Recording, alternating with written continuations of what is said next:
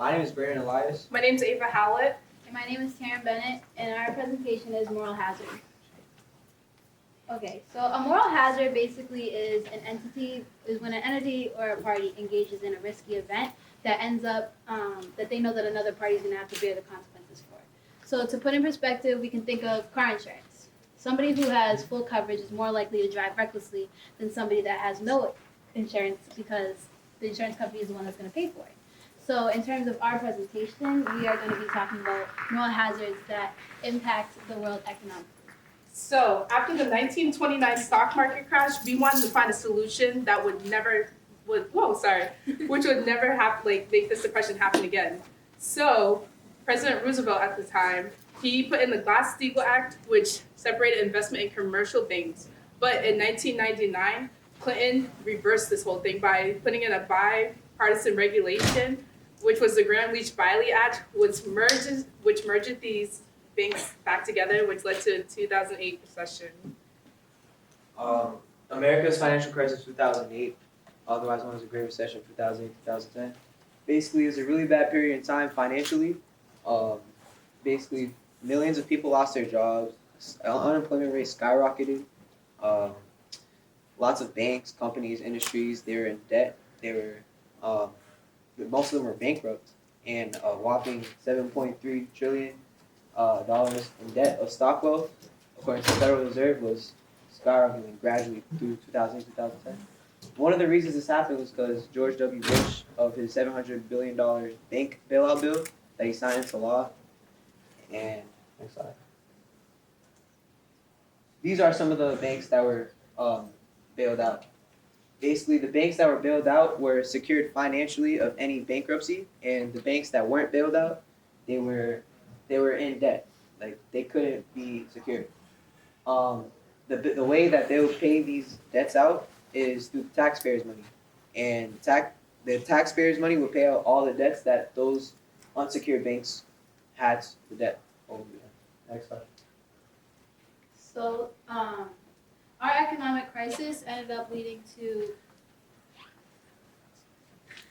a domino effect. So during the stock market crash in 2008, consumers in the United States declined. So basically, because we didn't have enough money, we weren't able to be consumers of these international companies. So countries that we usually buy from ended up going down in their economy because we weren't buying from them. On top of us not being consumers, we also weren't able to invest in our stock market, which caused our stock market to go down even more than it already was. And because our stock market wasn't up, and people that usually internationally invest into our stock market also didn't want to invest, so that further decreased our economy. Another example of moral hazard in another country is China's currency manipulation. So China has the advantage of making their products at a lower price than other countries in the world, which means they can sell it for a lower price, outcompeting everyone in the world. So because of this, everybody flocks to China, their economy goes up, their currency goes up, while everybody else's economies go down, and this can lead to an imbalance of economic value in the world.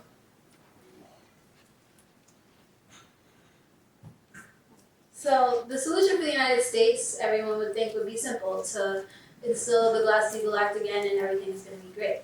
But in terms of other countries like China and their corruption, that's going to end up impacting us too. So the question really should be, what can we do to stop further crashes from affecting us and the rest of the world? So this solution kind of starts with the World Bank. The World Bank already has regulations set in place to make sure that corruptions don't happen, but the issue is that they're not strongly policing these regulations that they have set. So what they really need to do is they need to create an economic infrastructure with rules that would leave less space for this financial and economic corruptions to occur. And that is all.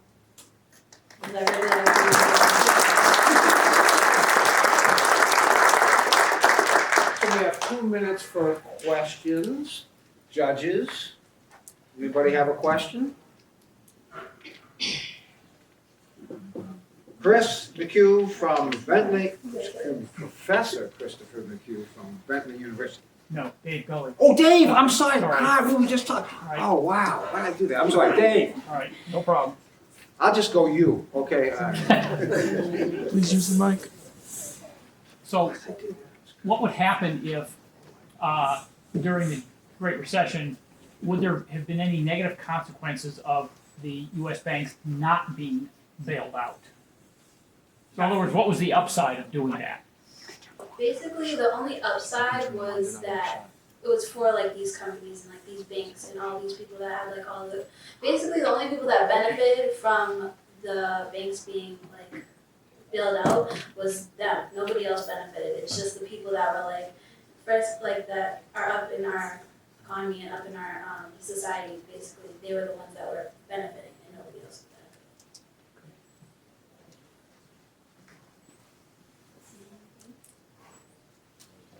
Any more questions? So, Yep, all right, go on. okay, so how would actually the World Bank help regulate U.S. banks? So what would they actually do to make that happen? So I think we all need to look at this from like definitely a global standpoint because us economically we're all intertwined. So the World Bank needs to take all these countries who are intertwined economically and we all need to come to an agreement of what we should do to help benefit every other country.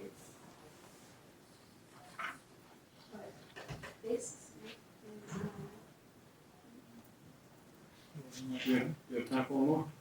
Yes, thank you. One more. Gabe Goodine from Santander Bank. What I like about your presentation is the cause and effect. And I see your solution is working on the effect and policing. Any thoughts to prevention and attacking the root cause?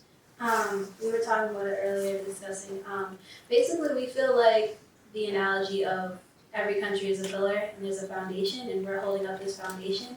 And we just feel like countries as a whole don't understand that when they pull out, like everyone else is falling, and that's going to end up landing on them as well. So every country needs to think of it not only as of right now, because every country like China, they're thinking right now like, oh, we're going to make a bunch of money, but they're not thinking in the long run, all these other countries are going to fall, we're not going to be able to buy their products, and that's going to, in the long run, impact them.